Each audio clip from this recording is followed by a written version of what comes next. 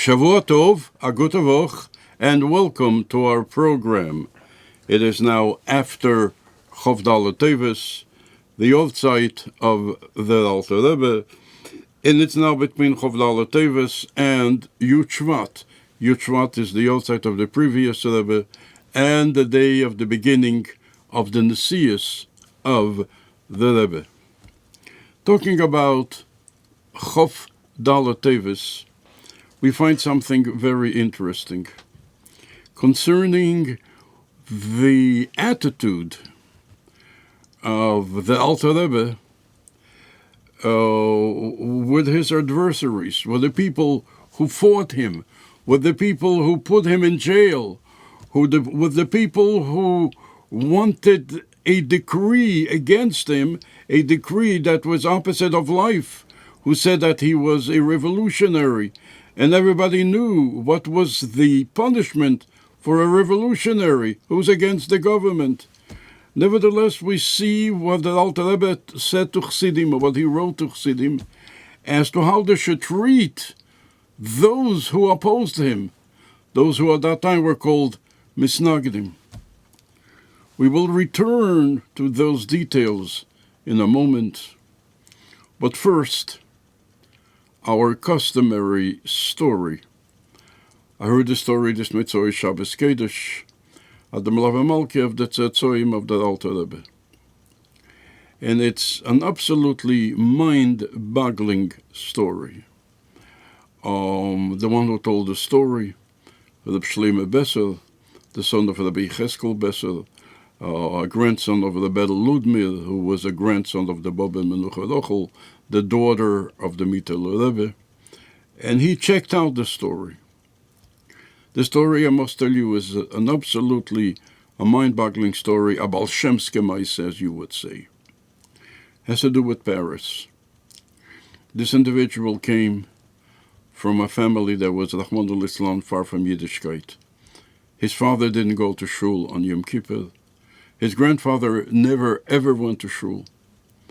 Most of the people in his family were Rahman al-Islam were intermarried.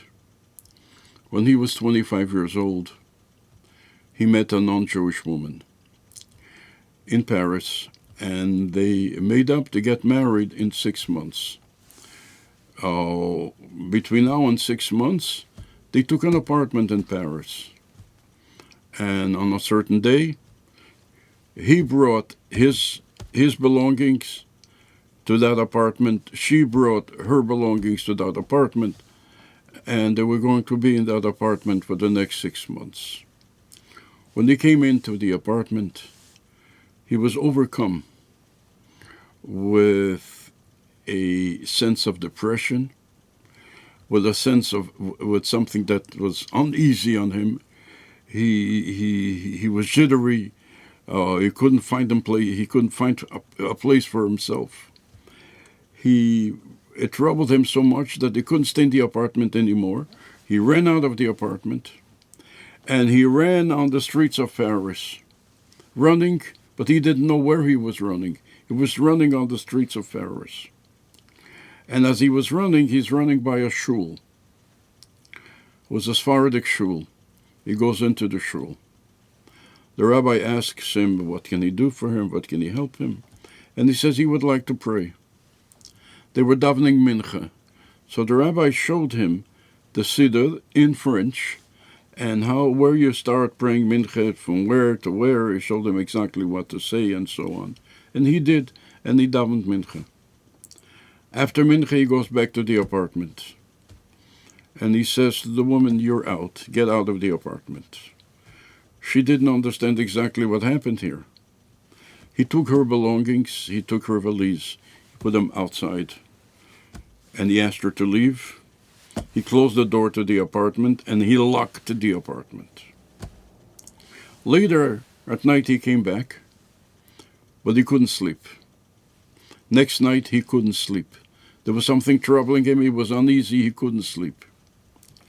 So he said to the landlord that he has a lease for 6 months. He's paying up the 6 months, but he's leaving immediately. That week he went to Israel, pressed back forward, He became a Breslev Chassid. And he got married, and Baruch Hashem, he has a Jewish family. One day when he was, and he lived in Tzfas. One day when he was in Tzfas, he saw a leaflet. It said, "An evening with the Rebbe." He doesn't remember whether it was for Yud Aleph Nisan or for another time, "An evening with the Rebbe," and it was in Hebrew and in French. And the evening was for French-speaking individuals. He took the leaflet, he looked at it because he was interested. Then he turned over the leaflet on the other side. And what he saw made him tremble. He saw there were 3 addresses where the Rebbe lived in Paris. And one of the addresses was the address where his apartment was. And he started trembling. But he said to himself, does this have a connection with the Rebbe? Who should he ask? If he asks, say, Lubavitch Chosid, Lubavitch Chosid is going to tell him, of course, it has a connection with the Rebbe. But he wanted, quote-unquote, an objective opinion.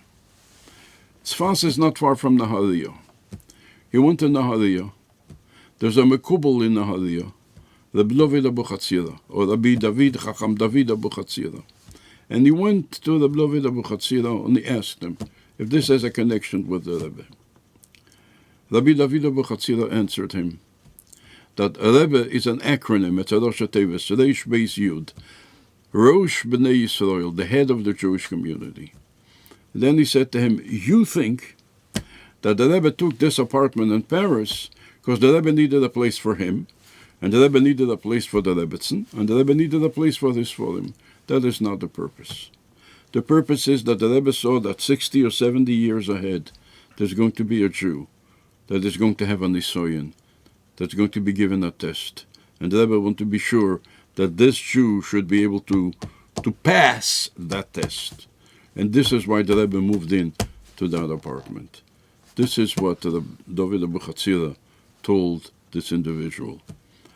Rav Shlomo Besser said that he checked out the story, and he got from his cousin, who was also who was related to his grandfather, the Bed Ludmil, and he got a recording from an individual who told the story, and he said that he heard the story from the person with whom the story happened. They say a story like this does not need any explanation whatsoever. Concerning what we said before, the Alter Rebbe wrote a letter to the Jewish community in Vilna. Now, the letter is printed in Beis Rebbe, but it's also printed in many other places. And it's a known letter. It's even printed in a book called Chassidim U'Mitznagdim. Number one, the Beis Rebbe was not a Lubavitcher. We see his name, Reb Chaim Meir Hillman. He was not a Lubavitcher, he was a Koposter. Nevertheless, he toiled over the Sefer, and he made sure that whatever he put into the Sefer is correct. And the previous Rebbe said, that he is reliable. And he writes a letter that the Alter Rebbe wrote. And in the letter that Alter Rebbe wrote, the famous story, the Alter Rebbe went to see the Vilna Gaon. And you see in the letter that Alter Rebbe refers to the Vilna Gaon with big derech eretz. The Alter Rebbe calls him HaGaon HaChosid Neir Yoel. The Gaon, the Chosid, may his light shine. And that the Alter Rebbe writes that he went to see the Vilna Gaon, V'sogar hadelas ba'adenu pa'amayim, and he closed the door on us 2 times.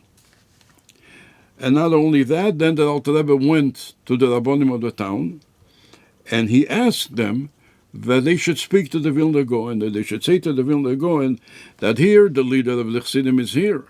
And if the Vilna Gaon is going to convince him that he made a mistake, then we're home. However, nothing happened. He pushed them away. And when they kept asking, he went out of town until the Alter Rebbe left the town. It is interesting that Hagon Rabbi Yosef Deva Levi Soloveitchik, Rabbi Yoshe Ber Soloveitchik, was once invited in Boston to a Yutes Kislev Fabringen. It was a large Yutes Kislev Fabringen, like a dinner type, and he came and he spoke for 2 hours. And he spoke about the Shita of Hasidus and so on, and he told the story as they know it in their family. And they are Einiklach of Reb Chaim Volozhiner. Reb Chaim Volozhiner was the great Talmud of the Vilna Gaon. So in their family, this story isn't very much known. And the way he told the story, it goes like this. The Alter Rebbe came to Vilna, and he wanted to see where is the Chosid's Kleis. The Chosid means the Vilna Gaon. Kleis means where's the shul. It's a Yiddish expression. And they told him that's in a certain place, and he's on top on the top floor, in the attic. They went up, and they knocked on the door. The way Rav Soloveitchik tells the story, the Vilna Gaon either threw a hole in the door or he opened the door a little bit, and this is what it says. V'sogar hadelef b'adeinu pamayim. He closed the door, and those 2 times could be he opened up a little the door, and he saw the face of the Alter Rebbe. And the way they related, he said to himself, he saw the great face, he saw the light on the Alter Rebbe's face.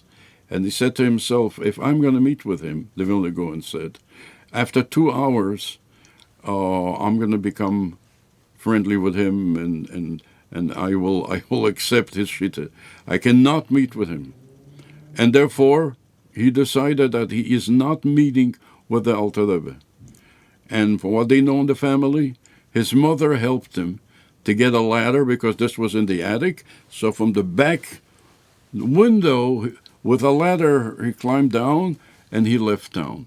This is what Hagon Rabbi Yosef Deva Levi Soloveitchik told the people, and that is what's accepted in their family.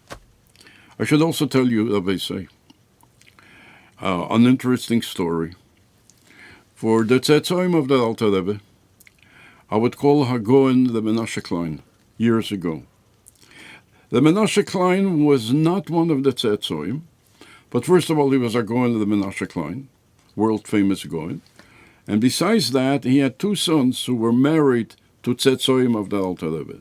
So therefore, Menashe Klein had Tzetzoim, Einiklach, who were Einiklach of the Alter Rebbe. And he would come and he would speak beautifully. And once he told this following story. He told the story that Rabbi Shmuel from Mattersdorf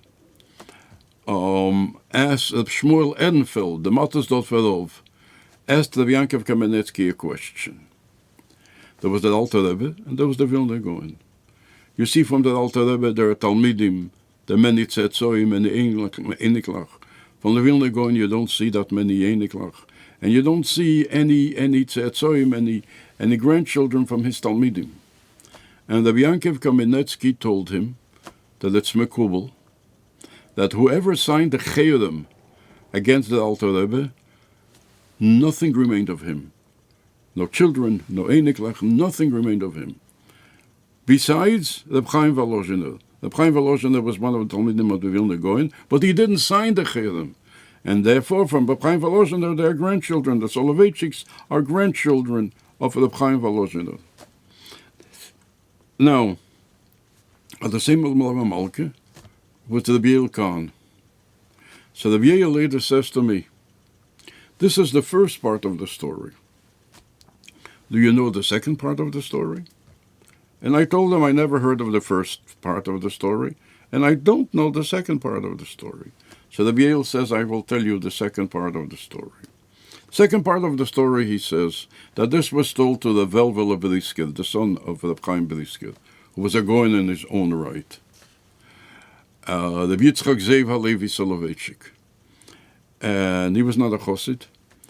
And he said that this reason that was given, he doesn't know whether he can accept that reason. However, Obel, A Machias is a Machias. A fact is a fact. So he doesn't know whether that's the reason because they signed the Ches, the Chedem against the Alter Rebbe. He doesn't know whether that's the reason. But a Machias is a Machias. A fact is a fact. That's the second part. That's the second part of the story. What we see is that the Alter Rebbe went to the Vilna Gaon, and he wanted to put an end to the machlekes. And unfortunately, the Vilna Gaon refused to see him. And as the Alter Rebbe writes in his own words, "V'sogar hadelas ba'adeinu pa'amayim," he closed the door on them 2 times. It is also known in the same letter that Alter Rebbe writes to the people in Vilna. The Alter Rebbe had that suggestion, and that suggestion was also turned down. The suggestion was that the Vilna Gaon should write out all his tainus on the Alter Rebbe and sign his name. The Alter Rebbe then writes, "Then I will respond with all my answers, and I will sign my name. And then we will take both letters, the letter of the Vilna Gaon and the letter of the response of the Alter Rebbe, and we are going to send it around l'chol chachmei Yisrael hakrevim v'holchekim." To all Chachmei Yisrael, we'll send around both letters. Sheyichavu da'aton bozeh, ki li'almon Yisrael, they should offer an opinion. The Vilna Gaon had a lot of tainus on Chassidim. The Alter Rebbe said he will answer all the tainus. And let's take both letters, let's send them out to everyone. Let everyone see. Of course, there was no response to that either. Which means that Alter Rebbe did whatever he could that the machlekes should not continue. It is also interesting, and this is printed in Tanya, so that everybody can see, something I must tell you, Rabbi said, that's absolutely mind-boggling. And it's printed, the Rebbe would say many times, Be'esius meluboy shochet al gabe lovan, it's printed black on white in Tanya, and everybody can see it. It's in the Geras HaKedesh Koteinti, Simon Beis.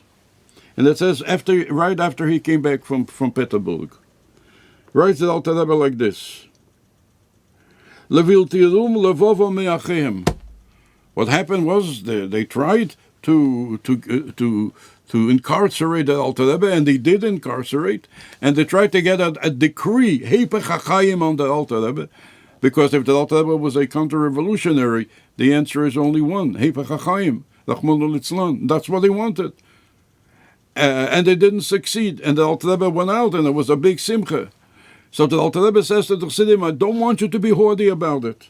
Leviltirum levovo me'achehem, and your heart shouldn't grow big over your friend Achehem, your brothers. The Misnagdim, those who wanted to put the Alter Rebbe in jail.